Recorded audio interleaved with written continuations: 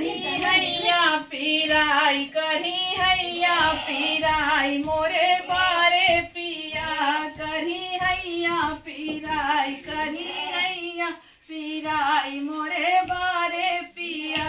Hello friend, नमस्कार। आप सभी का स्वागत है कंचन लोकगीत चैनल पर। तो आप लोग कैसे हैं? आशा करती हूँ कि आप लोग बहुत अच्छे होंगे, स्वस्थ होंगे, मस्त होंगे। तो भैया अरे हम सुबह वीडियो शूट करे आ रही है कटघर में। यहाँ अम्मा बैठी हैं, जैसे कि हमारा वीडियो देखा थी और गीत इनका से बहुत अच्छा लगा था।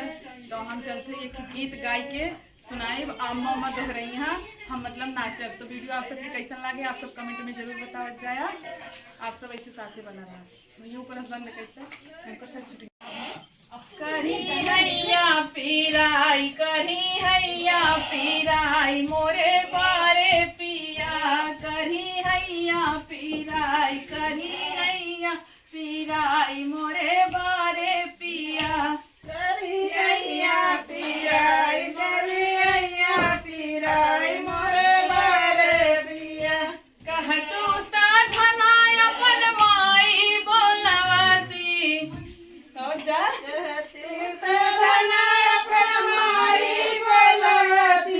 कह तू ता धना अपन माई बोलवती, अरे नाही पिया, नहीं नाही पिया तोहर मायू ना मोरे मने भावई पिया,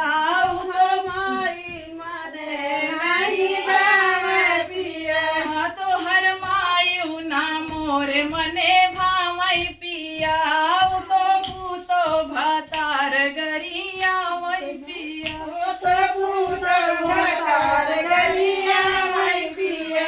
करी हैया पीराई, करी हैया पीराई मोरे बारे पिया, करी हैया पीराई, करी हैया पीराई मोरे बारे पिया।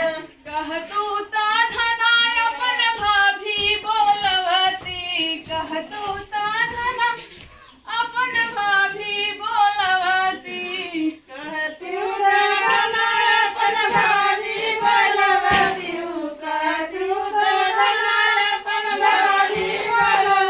अरे नाही पिया, नहीं नाही पिया तोहर भाभी ना मोरे मने भावई पिया, नहीं नहीं पिया, नहीं नहीं पिया तोर भाभी माने नहीं भावई पिया। अरे नाही पिया, नहीं नाही पिया तोहर भाभी ना मोरे मने भावई पिया, नहीं तो नहीं पिया, नहीं नहीं पिया तोर भाभी माने नहीं भावई पिया। आओ तो पिसुआऊ में पानी मिलावई पिया, आओ तो पिसुआऊ में पानी मिलावई पिया, पिसुआऊ में पानी मिलावई पिया, पिसुआऊ में पानी मिलावई पिया। करी हैया पीराई, करी हैया पीराई मोरे बारे पिया, करी हैया पीराई, करी हैया पीराई मोरे बारे पिया। कह तू ता धना अपन बहिना बोलवती, कह तू ता धना अपन बहिना बोलवती, कहती तो धनाय अपन बहिना बोलवती, कहती तो धनाय अपन बहिना बोलवती। अरे नाही पिया, नहीं नाही पिया तोहर बहिना ना मोरे मने भावई पिया, अरे नहीं पिया, नहीं नहीं पिया तोर बहिने माने नहीं भावई पिया। अरे नाही पिया, नहीं नाही पिया तोहर बहिनी ना मोरे मने भावई पिया, अरे नहीं पिया, नहीं नहीं पिया तोर बहिने माने नहीं भावई पिया। आओ तो एहमे के ओहमे लगावई पिया, आओ तो एहमे के ओहमे लगावई पिया, के ओ मेरे भावई पिया, तो ये मेरे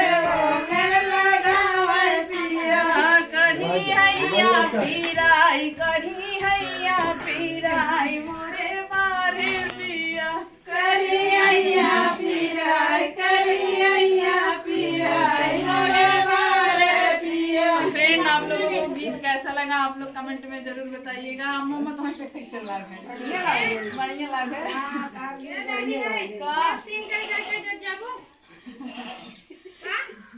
तो फ्रेंड चलिए फिर मिलते हैं अगले वीडियो में। अम्मा को बहुत अच्छा लगा। अरे चलो कागज भी जाए कर रहा हूँ चला हम करें